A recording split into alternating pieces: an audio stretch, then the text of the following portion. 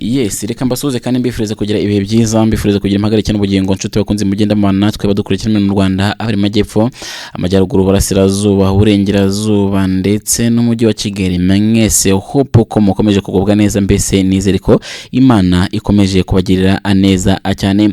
Hanyuma kandi munyemerere mitempera mu gitangazamakuru bwiza.com itangubwira ku muryango w'abibumbye, ubwo nicyumvikana ko twagiye mu bigendanye n'amahoro ndetse n'umutekano. Ubu tuvugana ndaza guhitangira mu muryango w'abibumbye nkubwire ko mu nkuru yatangajwe mu bitangazamakuru bwiza.com umuryango w'abibumbye urashinja M23 gushimuta abarwayi.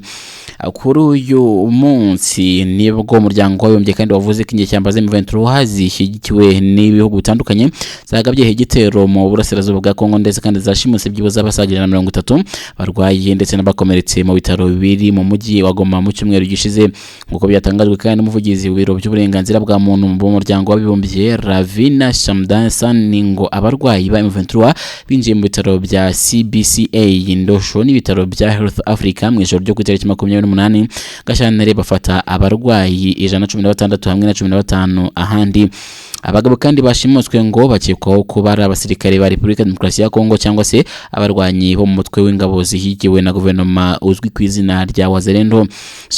Witwa Shamdasani kandi yavuze ati birababaje cyane kubona M23 irimo gukura abarwayi kuri ubu buriri bw'ibitaro nyine mu bitero byahurijwe hamwe kandi mbo kugira ngo abantu nyine ngo bataza kumenyekana abo bavugizi kandi b'M23 kandi Wiringoma ndetse na Royce Kanyuka Kingston ntabwo bahise basubiza icyifuzo cy'ibiro ntaramakuru by'Ubwongereza Reuters cyo gutanga ibisobanuro.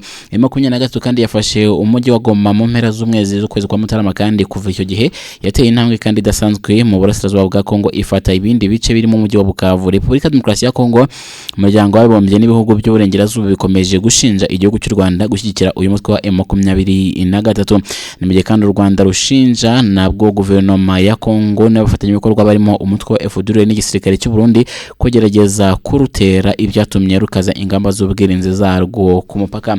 Nimuje kandi yogarutse ku nkuru zigenda zitangazwa n'itangazamakuru bitandukanye, haba ibyandikira mu gihugu cya Repubulika Demokarasi ya Kongo, byandikira mu Rwanda ndetse n'ibindi, bikomeza bigaragaza ko n'ubundi u Rwanda rudateze kuraho ubwirinzi bwarwo, cyane ko nyakubahwa perezida w'u Rwanda ndetse n'abavugizi ba guverinoma y'u Rwanda harimo nka Yolande Makoro umwungirije harimo kurenda abanyarwanda bagaragaza ko n'ubundi igihugu cyari cyose just kibaho kubera ko gifite ubwirinzi ku mipaka yacyo.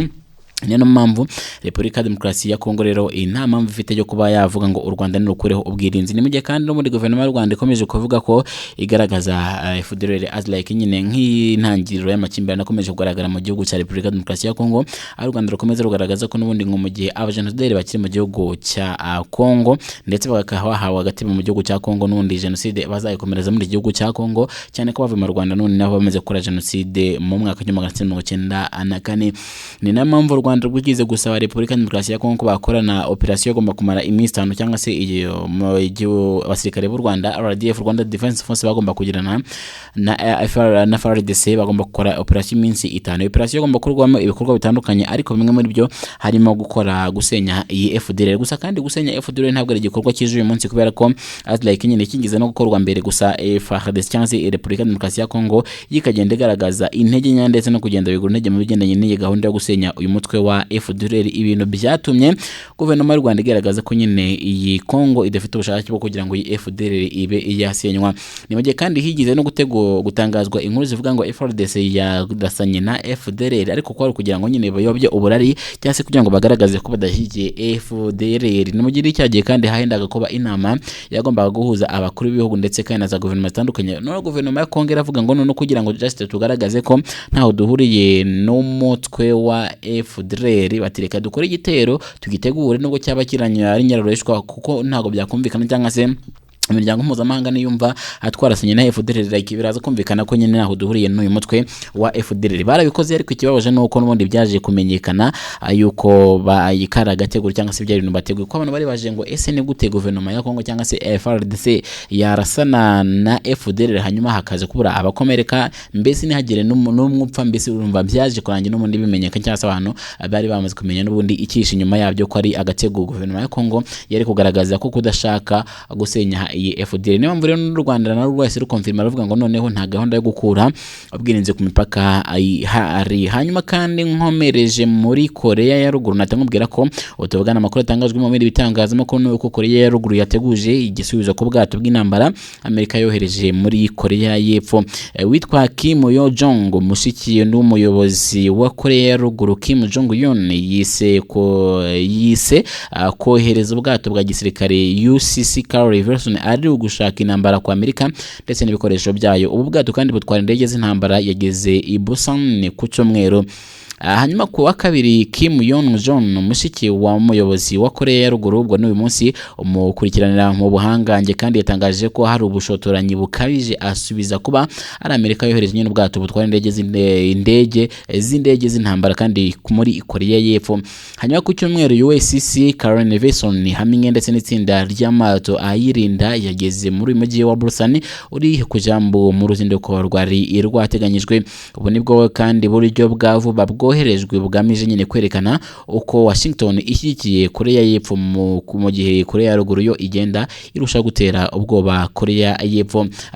Gusa kandi natangubwira ko ubwato bwahageze nyuma y'iminsi mike Korea ya Ruguru ikoze igerageza rya kane rya misile muri uyu mwaka wonyine. Muri umwaka bwo n'abatumva ishuro nyine cyangwa se uburyo babanyize no Korea n'ubundi babigoye kumva, buri munsi ugenda wumva Korea Ruguru yarasanye niyo hepfo yagerageje igisasu, nyine ni ibintu bihora. Hanyuma kandi ngarutse mu burasirazuba hano mu burasirazuba bwa Kongo ndetse n'u Rwanda, tumubwira ko ibibazo byo muri RDC u Rwanda rwamaganye icyemezo giteye isoni cya Canada. Yego ubwo ni Canada, naho mwumvise ko muri Canada nayo hari ibintu bigendanye n'ibihano yigize kuvugaho. Guverinoma y'u Rwanda kandi yamaganye iya Canada yarwitiriye gukorera ibyaha birimo ubwicanyi muri Repubulika Iharanira Demokarasi ya Kongo. Kuwa mbere ku itariki 3 Werurwe nibwo Canada biciye muri Minisiteri y'Iwabo w'Ububanyi n'Amahanga yitwa Melanie Jolie Ahmed Hussein ushinzwe iterambere mpuzamahanga ndetse n'uwitwa Mering ushinzwe guteza imbere ibyoherezwa mu mahanga, ubucuruzi mpuzamahanga ndetse n'iterambere ry'ubukungu yasohoye itangazo ry'iko mu Rwanda.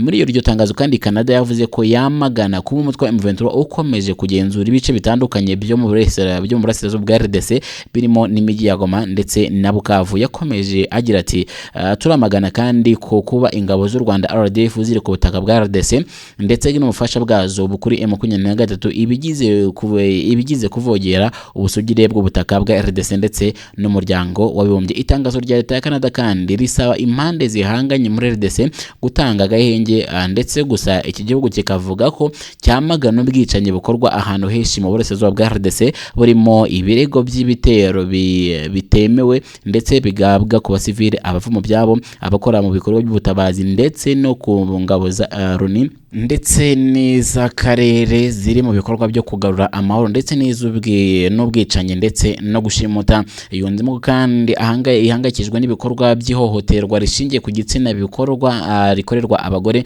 ndetse n'abakobwa mu gihugu cya Repubulika Demokarasi ya Kongo. Canada kandi ivuga ko ibi bikorwa by'urwango binyuranyije n'amategeko mpuzamahanga arengera ikiremwa muntu, ikavuga ko ishyigikiye urukiko mpuzamahanga mpanabyaha ruteganya gukorera iperereza mu bibera muri Kongo ndetse no guha ubutabera abagizweho ingaruka n'intambara ikomeje kubera mu burasirazuba bw'igihugu cya Kongo. Canada kandi yagaragaje ko kubera uruhare rw'u Rwanda mu bibazo byo muri Kongo yahagaritse gusohora impushya zemerera ibicuruzwa n'ikoranabuhanga rigenzurwa narwo kohereza ku butaka bwayo. Iki gihugu kandi cyatangaje ko cyahagaritse ibikorwa by'ubucuruzi byo ku rwego rwa za guverinoma cyari gifitanye n'u Rwanda ndetse n'ubufasha cyahaga urwego rw'abikorera bo mu Rwanda burimo na misiyo z'ubucuruzi. Acyunzemo kandi kinateganya guhagarika kwitabira ibikorwa mpuzamahanga bizajya bibera mu Rwanda ndetse no kubuza amahirwe yo kwakira ibyo bikorwa mu minsi iri imbere. Guverinoma y'u Rwanda kandi mu itangazo yasohoye isubiza Canada yagaragaje ko ibyatangajwe na kiriya gihugu biteye isoni ndetse bikaba bitemewe. Yavuze ati u Rwanda rwabonye itangazo rya Global Affairs ya Canada rivuga ku bibera mu burasirazuba bwa RDC ndetse hanyuma rusanga kurushinja ubwicanyi mu buryo ari uburyo bwo kurusebya. Tuzasaba ibisobanuro guverinoma ya Canada. U Rwanda kandi rwagaragaje ko Canada idashobora kuvuga ko ishyigikiye ingufu z'akarere zigamije gushaka amahoro mu gihe ishyira ku Rwanda ibirego nyine by'ubwoko bwose byihohotera ndetse no kunanirwa kuryoza leta ya RDC kuba ikomeje nyine gukaza ibitero ku baturage bayo ba Kongo. Ni ibitero kandi birimo bisasu ihoro ry'ingabo za leta ya Kongo FARDC, FDLR ndetse na Wazalendo birirwa nyine bagaba mu banyamurenge bo muri Kivu y'Amajyepfo. Hanyuma kandi u Rwanda rwavuze ko guceceka kwa Canada biri mu byaha bikomeye nyine bihonyora uburenganzira bwa muntu, ntigukwiriye kandi guteye n'isoni. Leta y'u Rwanda kandi yamenyesheje Canada ko ingamba yarafati atari zo zakemura amakimbirane yo mu gihugu cya Repubulika Demokarasi ya Kongo. Yagaragaje ko nanone ko u Rwanda ruzakomeza gukorana n'akarere ku nzira y'ubuhuza yemejwe n'abanyafurika, ariko runacunga umutekano warwo. Ni handi nyine rushobora kubwira ngo nibyo tuzakora ibishoboka byose, tuzitabira inama mpuzamahanga, tuzakora ibishoboka byose bicaho byagaciye bati rwose twebwe ntago tuzakora ikintu cyari cyo cyose, twe tuzakora icyo cyose kigamije gukora amahoro mu mutekano mu gihugu cya Repubulika Demokarasi ya Kongo, atari ko ntago twebwe tuzigera na rimwe tureka abantu kuduhereza amahoro n'umutekano mu gihugu cya Repubulika Demokarasi ya Kongo. Hanyuma ndabashimiye mukomeze kugira ibihe byiza, ikirenze kuri ibyo Imana ikomeze kubashyigikira ndetse Imana ikomeze kubaha ibyo mukeneye byose. Ndabashimiye mukomeze kugira ibihe byiza, bye bye.